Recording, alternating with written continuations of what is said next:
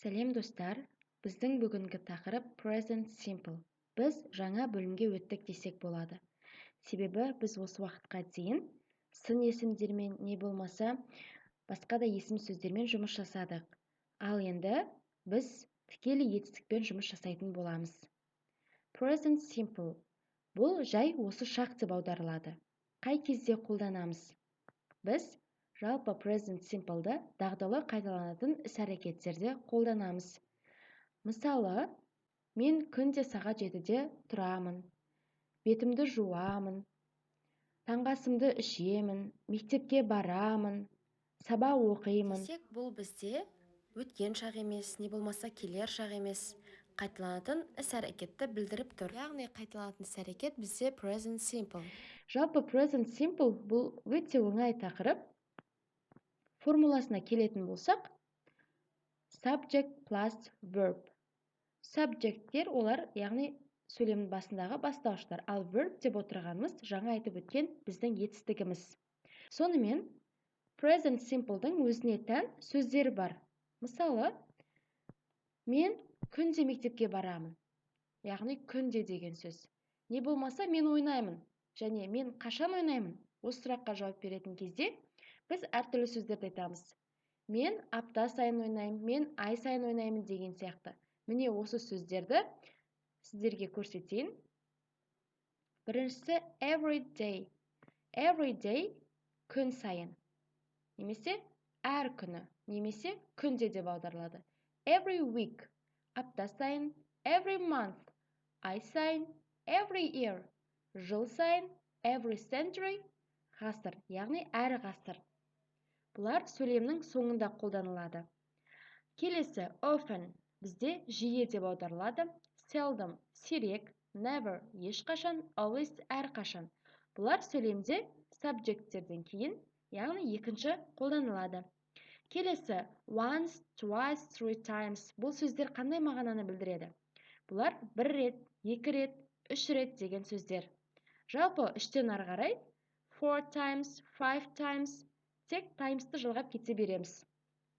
Мысалы, мен аптасына 2 рет билеймін деп айтатын кезде, біз аптасына 2 рет деп айтуымыз керек. Ол кезде twice a week деп айтамыз. Ал 3 рет болатын болса three times a week. Дәл осылай сөйлемді өзімізге керек сөзді құраймыз. Сонымен, сөйлем құруға кірісейік. Байқап отырсаңыздар, мен пластан кейін, яғни қосу таңбасынан кейін екі verb жазғамын. Біріншісіміз тікелей verb-тің өзі, жалғыз verb-тің екіншісіне s жалғанған. Яғни I, you, we, they есімдіктеріне біз тек verb-тің өзін жалғаймыз. Ал he мен she-ге verb-ке s жалғаймыз. Сонымен бір мысал айтайық. Ойнау баршамызға белгілі сөз. Ол ағылшын тілінде play деп айтылады. Мысалы, мен ойнаймын деп айту үшін I play деп айтамыз. Сен ойнайсың, you play. Біз ойнаймыз, we play. Олар ойнайды, they play. Ол бала ойнайды, he plays. Ол қыз ойнайды, she plays. Сонымен тағы бір мысал айтайық. Секіру, jump. Бұл жерде I, you, we, they jump, ал he мен she-ге jumps болады. Мен секіремін, I jump. Мен күнде секіремін, I jump every day. Мен жиі секіремін, I often jump. Дәл осы реттілікпен біз сөйлемді құраймыз. Келесі, біз болымсыз сөйлем құрап көрейік. Мысалы, айтамыз, мен күнде ойнамаймын. Не болмаса, мен жиі ойнамаймын деген сияқты сөздер. Ол кезде біз сөйлемде көмекші етістік болмағандықтан don't көмекші етістігін жалғаймыз. Мен күнде ойнамаймын деп айту үшін I don't play every day. Сен күнде ойнамайсың? You don't play every day. Біз we don't play every day. Олар they don't play every day. Және де айта кететін жағдай, he мен she-де play-ға s жалғанғандықтан бізде doesn't болады. Сонда ол бала күнде ойнамайды. He doesn't play every day. Бұл жерде play сөзі play-ге айналады. Одағы жалғанған s doesn't-қа өтіп кетеді. Ол қыз күнде ойнамайды. She doesn't play every day. Біз болымсыз сөйлемді жасап үйрендік. Егер сөйлемде жоғарыда көрсетілген never сөзі болса, яғни never деген ешқашан деген сөз. Ол кезде біз болымсызды қолданбаймыз. Мысалы, I never play. Мен ешқашан ойнамаймын. You never play. Сен ешқашан ойнамайсың. Бұл кезде ешқандай да болымсыз көмекші етістіктің керегі болмайды.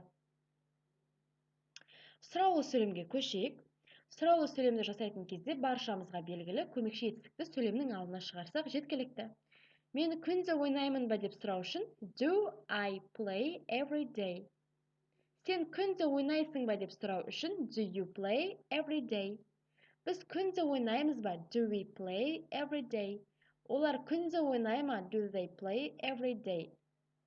Ол бала күнде ойнай ма? Does he play every day? Ол қыз күнде ойнай ма? Does she play every day? Міне, дәл осы реттілікпен сұраулы сөйлемді жасадық. Сонымен біз бүгін present simpleмен таныстық және болымды болымсыз сұраулы сөйлемдерді жасап үйрендік. Егер сіздерге сабақ түсінікті болса, лайк басып комментарий қалдыруды ұмытпаңыздар. Келесі сабақта кездескенше goodbye.